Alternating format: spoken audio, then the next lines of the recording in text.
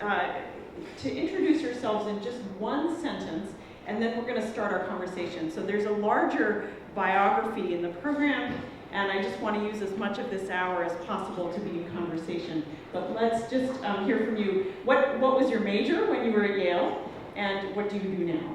Jesse, we'll start with you. Thanks. I'm Jesse. I was a philosophy major, graduated from Branford in 2012.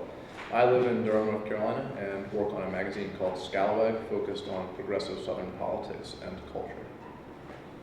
Hello everyone, my name is Kevin Beckford. I graduated from Yale in 2011. I was in African American Studies and Political Science double major. I'm currently in Washington, D.C. I work under the President Obama's administration. I was at the White House for the past 2 years, and I just started another position over at the Department of Housing and Urban Development. Isabel Marin, Yale 2012. I was a humanities major with a concentration in intellectual history. I've been in the Marine Corps almost 4 years, and I'm currently a company commander serving in Southern California. I'm Mallory Basic. I'm Branford 2011. I was a double major in classics and humanities, and now I live in New York City, where I'm an actor, writer, and a tutor.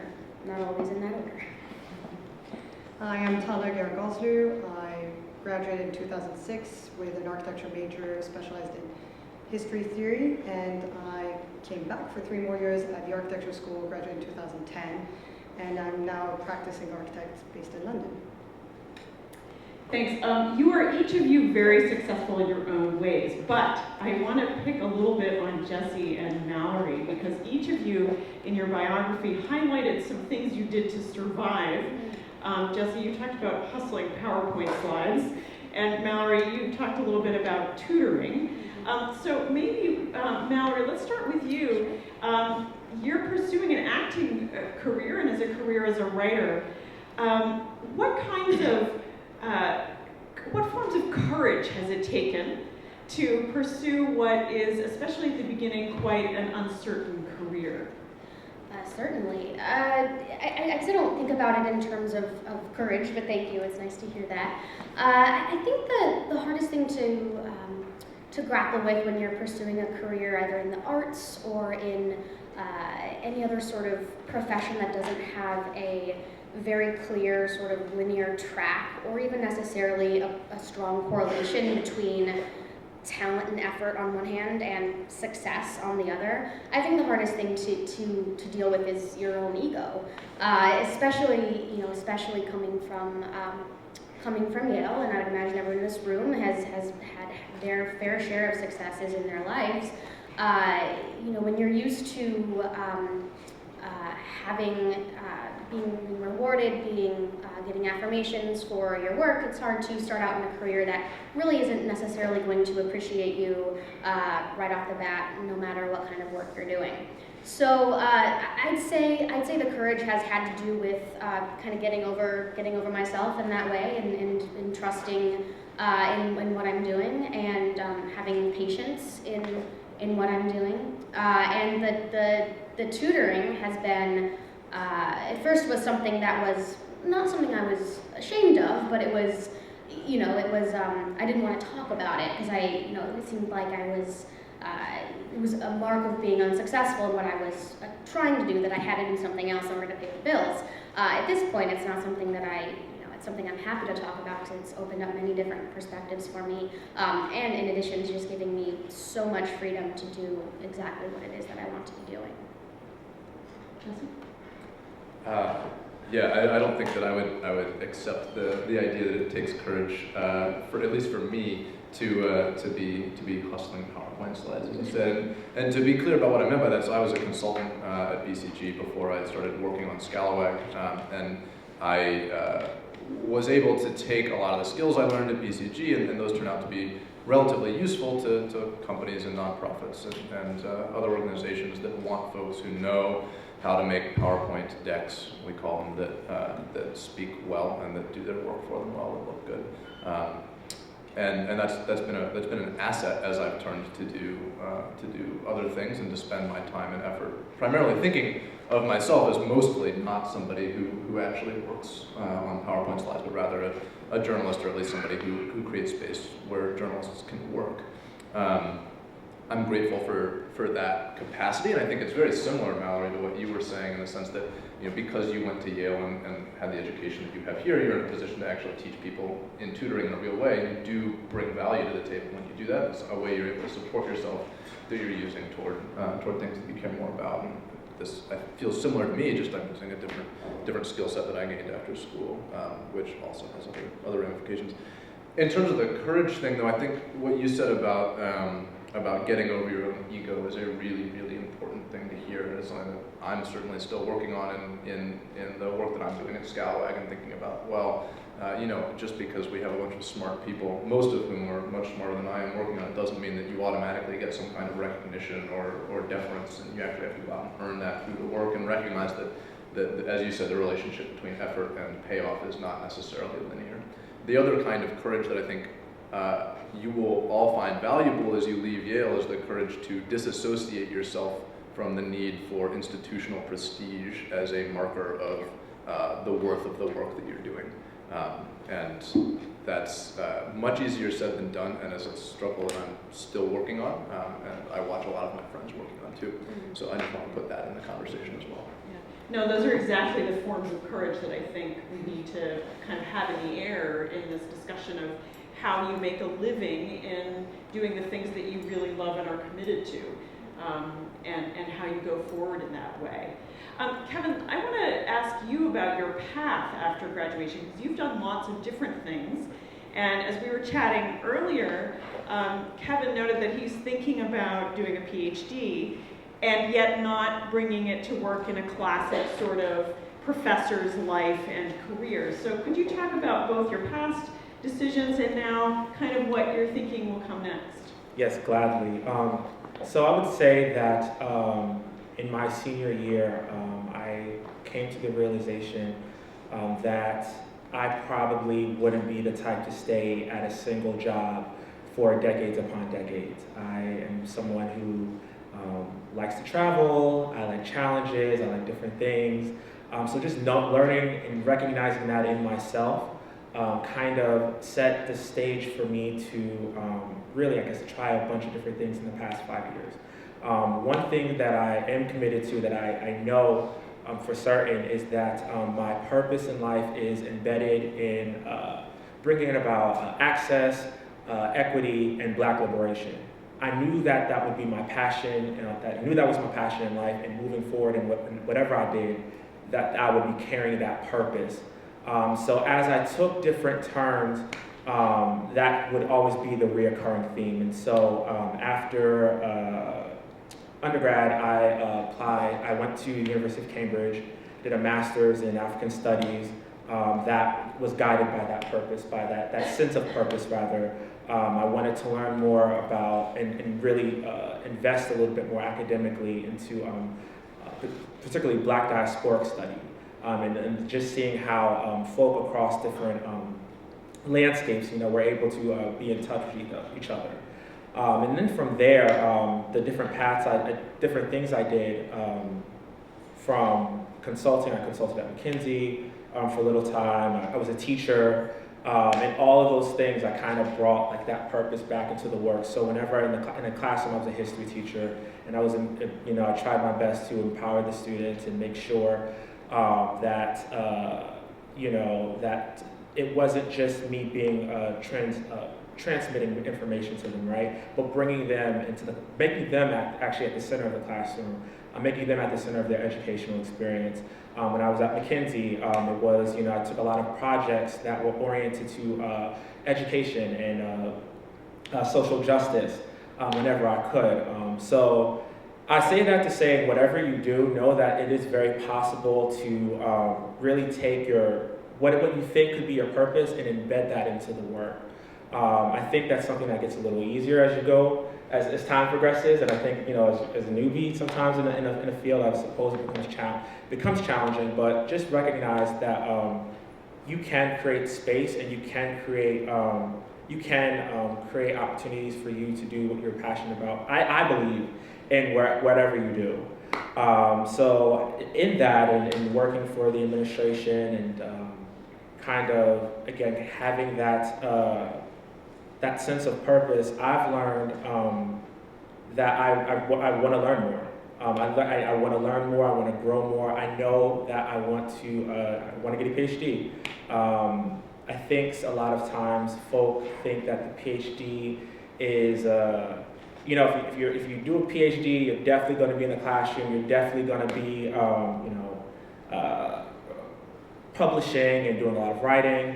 And those are things I kind of hope to do, but along the way, at least in these past 5 years, I realized that I really don't like politics.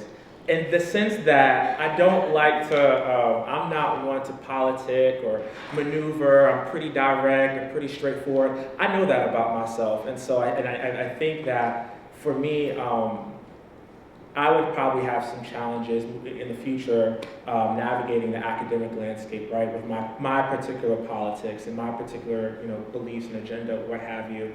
I'd rather direct that in a different direction. I'd rather, maybe teach at a community college, but work as a consultant for folk who are organizing at the grassroots level. I'd rather, I think I could very well go back into the classroom and teach at a high school even, and then use that knowledge that was acquired by a PhD for change that's not often thought about. So I think for me now, my experience of past and what will be of present is very much guided by what I think is my purpose here on Earth. Yeah, it's sort of a beautiful demonstration of how you can have a focused career that has lots of different jobs in it. Right. And also a testimony to the value of education, even at the higher levels. I mean, you have 2 master's degrees already, and you're thinking about the PhD, and yet it's not just academia that you want to serve. And I think that's humanities in action, right? That dual commitment to learn and to act in the world in a way that makes a difference. Tala, let's go to you because you've had a much more sort of focused career in a sort of in the traditional sense. You've been pursuing architecture since you were an undergraduate. Can you talk a little bit about how the broader questions of the humanities inform your work? And I'm particularly interested in how you think about all the different interests that surround any project that you take up, both your client, for whom you're designing a building or installation or whatever it is that you're working on, but also the public that will interact with it, that will walk by it, whose neighborhood will be impacted by it. How do the humanities help you to think those things through? Well, I think it's funny to hear that. I know on paper my trajectory as an architect seems quite straightforward. Went from architecture major to interning with an architecture firm to architecture school. But actually, throughout this whole time, it was actually always very hard to find my focus because what first brought me to architecture was actually precisely those humanistic and political issues. Actually, it's quite a funny story. I took the intro to architecture class and I was researching a small paper. I mean, it was just a very general intro class. And I ended up on a book about my neighborhood in Paris, the neighborhood I grew up in, right near the Eiffel Tower, and about all the political debates that had been in the urban master planning of that neighborhood. And it was quite funny to think back about suddenly realizing that there was, on one side, there was a vehement debate about aesthetics, and some people were really, but there was also a real political debate in 1920s, 1930s Paris about what that would say about the future of the city. And so at first, that's what really drew me to architecture. Actually, I mean, I love the aesthetic side. My mother's an art historian, but actually I thought that was actually a really interesting twist on it. And I started in the design track, but I ended up writing a thesis on Austrian avant-garde and radical movements and aesthetics and politics in 1960s Austria. So quite far from not exactly a very good portfolio to come straight out of undergrad and get a paying job at an architecture firm and with a lot of very conceptual different projects. So first year out, I will say it was hard to find a paying job in a firm. So there was a lot of internships and working with architecture firms that were interested in doing more museum work, exhibition design. And I think I still really felt, even though Yale architecture is obviously an amazing place where the variety of the debates and discussions that happen there is much more far-ranging than you might find in more technical schools. There was this, I did still feel like an anomaly, and there was suddenly this pressure. You have to get a set of technical skills. I mean, you need to, there's a certain expectation within a profession of what it means to be an architect, and it was quite far from the much more, high-minded ideals that I had in mind, and kind of the big socio-political and humanistic conversations I wanted to have all the time with my design critics, who were saying, well, at the end of the day, what are your aesthetics? What kind of buildings? You just have to design a building, and it has to stand up. And not everything, not every column you design has a representational meaning in it. You first have to know how to draw it. So that was a bit of funny debate for all 3 years of architecture school, and it was kind of an ongoing struggle where I was made fun of for being much too cerebral in my practice, or in the way I was going about my projects. But the funny thing is, I got very, very lucky, and my last semester at Yale Architecture was there's a lottery system for your advisors, and I was with Frank Gehry, and which I was skeptical about the role of his aesthetics and his aesthetic agenda, depending on the sites and the nature of his projects, but I absolutely love a couple of his key works like Bilbao.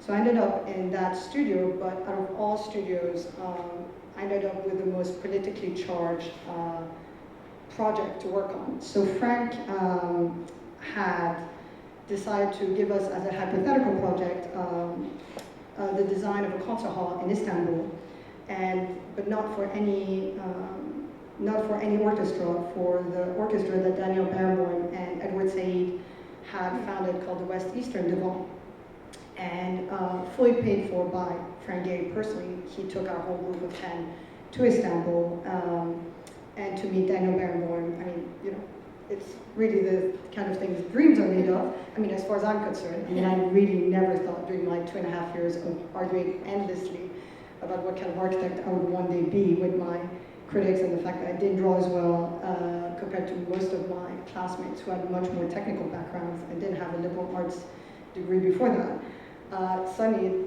this was kind of the most challenging in terms of aesthetics and aesthetic skills, but also the most exciting from a socio-political point of view. And we landed in Istanbul, and here I was talking about Orientalism with Daniel Barenboim, out of all people, and the rest of my classmates were incredibly talented. I mean, just their draftsmanship was far beyond mine, and I've always been in total awe and admiration of their skills. But suddenly we're having these big discussions about Orientalism and what it means to design that kind of building with what kind of aesthetic agenda in Istanbul today. And I mean, it feels all the more relevant today looking at politics of the Middle East. And I mean, I'm Iranian myself, so, and my mother was specialized in Islamic art history. So this was really the perfect combination of every interest in my life. So that was pure, I mean, in some ways it was absolute luck, but I think my background and my interest made it such that it was just the perfect time and place for all those things to converge and for me to take advantage of that. That said, again, once you're out in the real world, I mean, this was an amazing time, and I got to go work at Frank's office in LA for 2 years. But again, the expectations of what being a qualified professional, I mean, what kind of like commercial value you bring to a team is a much more difficult discussion on a daily basis. I mean, people are judging you on very, hard, quantifiable skill sets. How well do you know mechanical design? How well can you detail, a window or roof detail and gutter details? How do you make sure a building doesn't leak? So it is always a struggle to sort of see, how long do you want to be in the kind of high-minded firms like Frank Gehry's, where you might not even agree with the kind of clients he takes on, but at least has the money and has a kind of team where you could take on those big projects. And I spent 2 years there. We worked on the Eisenhower Memorial for the DC Mall, worked for exhibitions, but I'm now today in a much more commercial practice where no one around me has had the kind of background I've had. Either people come from commercial real estate, from hospitality industry, absolutely no one has anything close to the background I've had. And it's been actually really interesting to now make the most of my professional experience up to now, and to suddenly be in a place where I have been able to get things on site, get things built, but also suddenly when we're talking about business development in new cities, that's where it's been actually fascinating to suddenly have, our COO or our CFO turn around being like, suddenly when you have to think of a strategy of what does it mean to build a new building in Tokyo, what does it mean to bring a new hotel brand in Hong Kong or Copenhagen or Paris? And I think your story also says to all of us that even in a kind of commercial life where the goals might not be the kinds of things that we're thinking about in the classroom and that we're kind of motivated by at the very beginning of our studies, in fact come into play, and we need people who can think in those ways in the context of an environment where some people are bringing mainly technical skills or some people are bringing a particular business purpose. But that you can animate that conversation in the ways that you've noted, thinking about history, thinking about politics, thinking about the evolution of a generation's culture in the process. Isabel, I wanted to ask you a little bit about leadership. So I would imagine that being a corporal in the Marines would be a kind of job where every single day you have to ask yourself, what kind of leader do I want to be? And how can I inspire the people who are looking to me for that leadership? Can you talk a little bit about how you think about leadership and how your humanities education fits into that? Yes, thank you for the question. So I absolutely look back to the Athenian statesmen to reassure myself sometimes that they didn't always, understand the people, or they weren't always like them, but they tried to maintain that sense of composure and authority. And that's things that the Marine Corps will teach other officers coming from different schools and different backgrounds. They will teach you to act that way, but I came in already with an understanding that it's important to not just get super drunk at a bar in front of the Marines. Some people have to, actually be told not to do that, that isn't cool, that you will undermine your own authority and leadership, versus already knowing that Pericles was only seen at one wedding, his entire time through his career in politics. It's like, I already knew that. I already knew not to do that because I had the example of Pericles. And so I would say that the humanities, I just lug those books around with you everywhere you go because they are rich. You will continue to go back and look through those stories, and it will help you. Maybe not everybody here, obviously not everyone here is looking at the military, but if you have concerns about your ability to manage 40 Marines, that would be equivalent to platoon commander, or 200 Marines now as a company commander, you have those organizational skills, you have those people skills.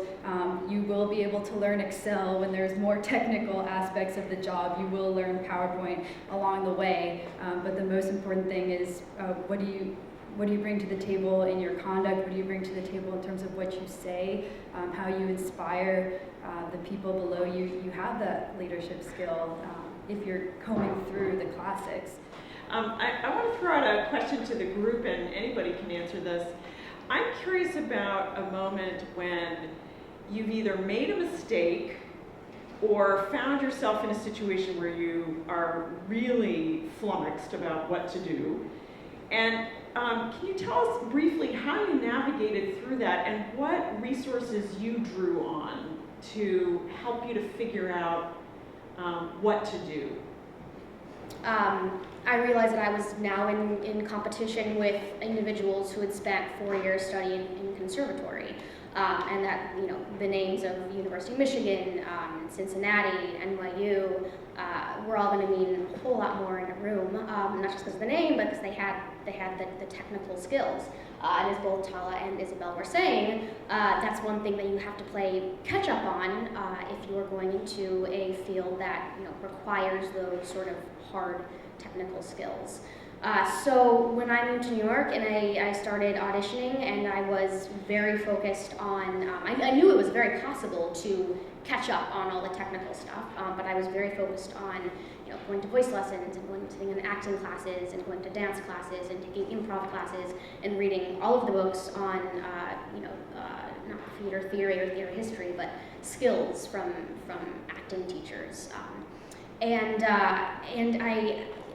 While I think that was all very important, and I'm so glad I did it, I forgot to balance that out with continuing to feed my intellectual and creative self. I wasn't reading the books that I love to read, which are the books that I read for the first time, through the Humanities program.